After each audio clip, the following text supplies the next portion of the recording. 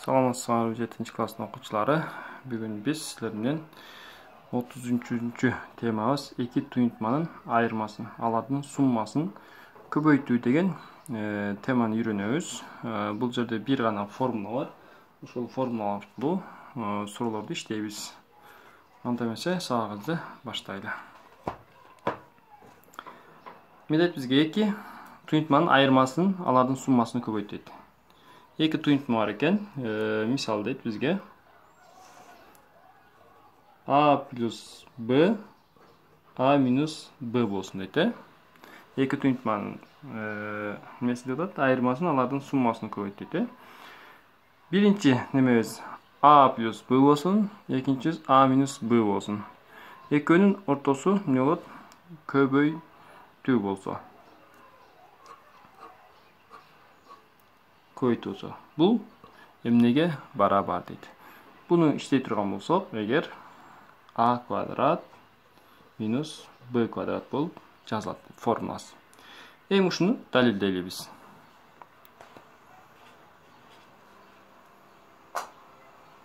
Эгерде биз А плюс Б'ны көбөйтсөк, А минус Б'га. Биринчи эмне кылабыз? Ар бир мүчө бири-бирине көбөйтүп чыгабыз. Аны көбөйтө турган болсок, А квадрат минус АБ плюс АБ минус Б квадрат болот. Минус АБ менен плюс АБ экөө жоюшабы? Кошо турган болсок, экөө эчтеке калбайт. А квадрат минус Б квадрат. Эмне болду? Эки туюнтманын суммасын, айырмасын көбөйтсөк, эмне болот экен? Биринчисинин квадраты минус экинчисинин квадраты деген бул эмне келип чыгат экен. Буну биз эмне кылдык? Бул жерде далилдедик. Анда эмесе, биринчи мисалыбыз китептеги боюнча. Биринчи мисал 3х минус 7y 3х минус 7y некен? 3х плюс 7y 3х плюс 7y болсун. Бул жерде эмне болот? Формуласыз эле чыгарып далилдейм. Биринчи андан кийин формула салып көрөбүз. Формуласы жок иштей турган болсок, буну биринчи көбөйтөм. 3х 3x'e көбөйтсөм канча болот?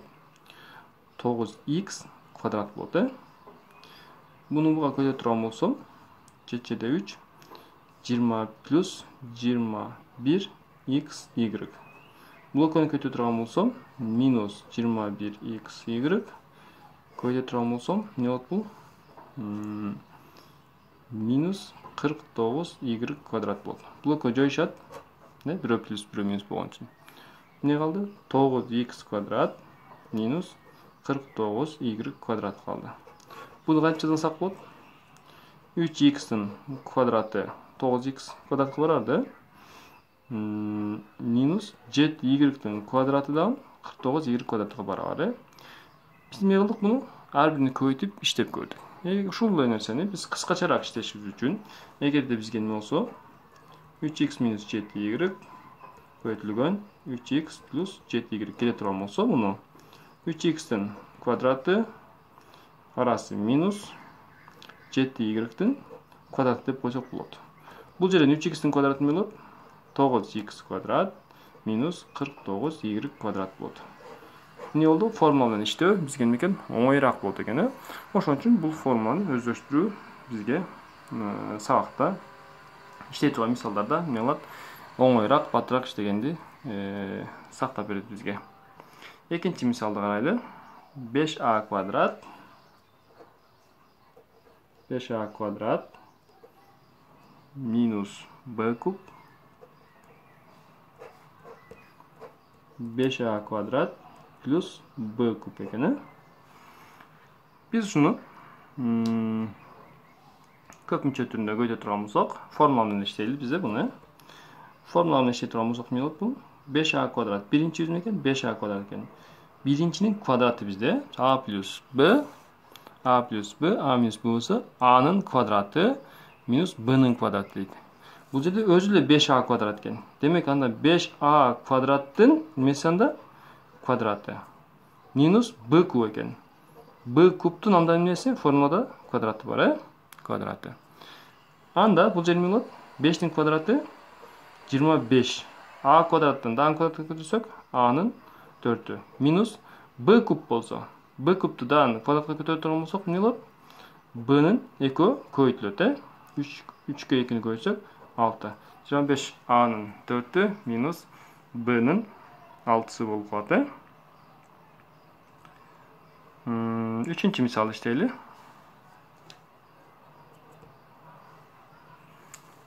Minus 2a minus 9'sı minus 2a minus 9'sı kötülüğün 2a minus 9'sı dedi. Bu жерде эки окшош эмес. Демек андан эмне кылабыз? Окшош кылып алыш үчүн формулага түшүрүп алыш үчүн формулада жазыш керек да. Бирөө плюс болуш керек, бирөө минус болуш керек. А бизде эмне болот? Бул сурообузда экөө тең эмне болуп калат?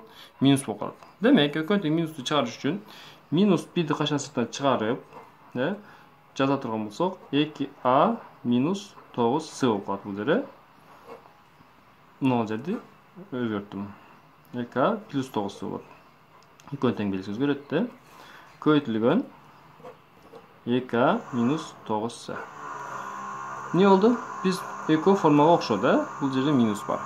Демек бул жерни биз формула салып турган болсок, минус 1 өзү калат, Формула салайлы. 2a-нын квадраты минус 9c-нын квадраты болот, Бул жерде минус 1 көбөйтүлгөн, не болот?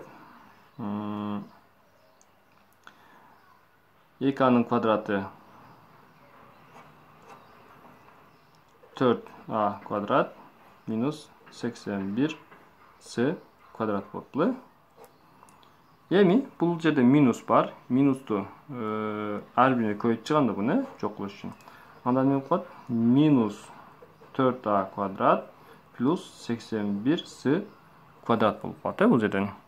Эми минус адайым экинчи плюсту биринчи жакка турган болсок, ордон алмаштырып жазып койсом болот. Буну 81c квадрат минус 4a квадрат деп жазсам болот, Эмне кылдык? Эгерде биздин формуламызга түшпөй турган акыбалда болуп калса, ошол акыбалга алып келип алып, андан кийин эмне болот экенбиз? Чыгарсак биз үчүн оңоюраак болот, Анда мисалдарды иштейли.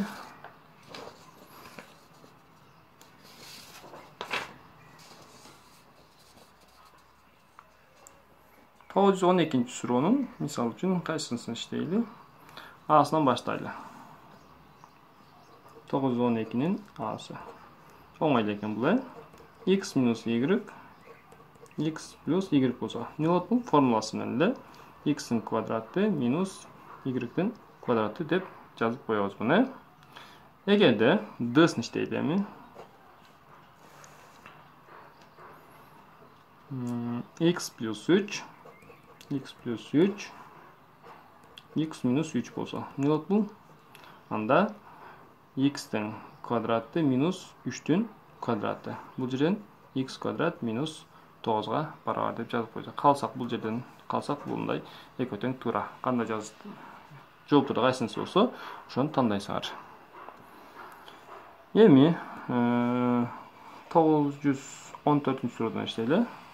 914-суроонун кайсынысын иштейли? V'sini iштейли. V'sini. 9a minus b kvadrat. 9a minus b kvadrat. 9a plus b kvadrat gene. Эми бизде эмне бар? Формуладары. A'нын квадраты a өзгөн 9a бизде. Анда 9a'нын квадраты минус b квадрат. b квадраттын анда немеси квадраты болот. Бул жерде эмне болот? 9a'nın квадраты 81a квадрат минус b'нын 4-чү даражасы деп жазабыз. Дагы бир суроо иштейли. E'sini иштейли анда. 914'ün E'si. A kub minus b kvadrat eкен. A kub plus b kvadrat. Ne oldu? Birөөсү минус, birөөсү плюс болгондо иштейт бул формуламыз. Буну сөзсүз карашыбыз керек. Анда формула салайлы.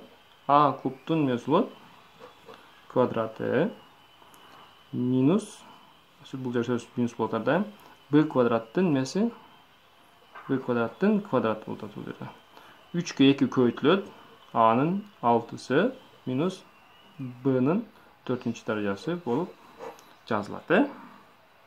Эми 916-сурону иштеп көрөлү. 916-суроодон a'сын иштейли.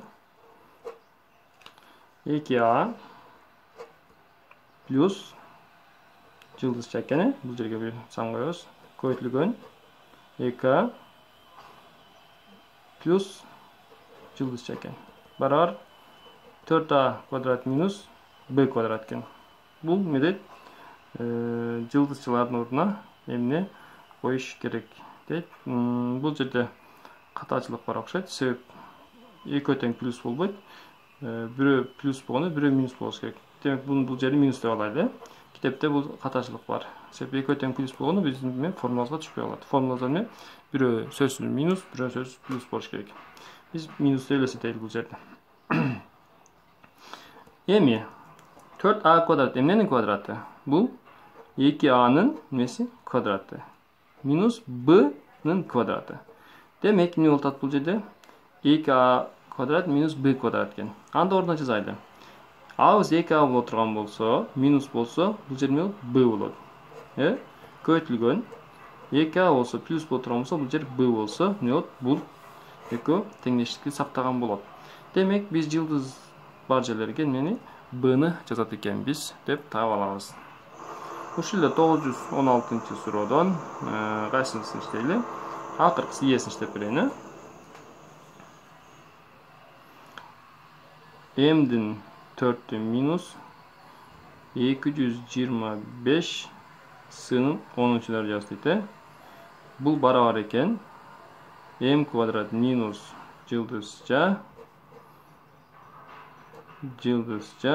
плюс m квадрат экен. Эми бул жылдызчанын ордуна эмне коебуз?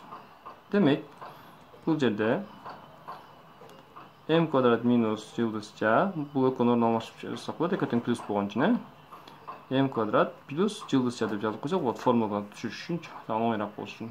Ордун алмашууну эмне болот? Сумма өзгөрбөйт. Анда бул эмненин квадраты? Табайлы анда. Бул эмненин квадраты?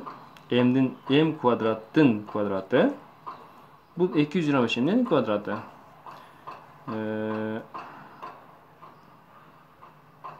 25-тин квадраты болот. Бул 25 сынын месанда 5-даражасында квадраты болот.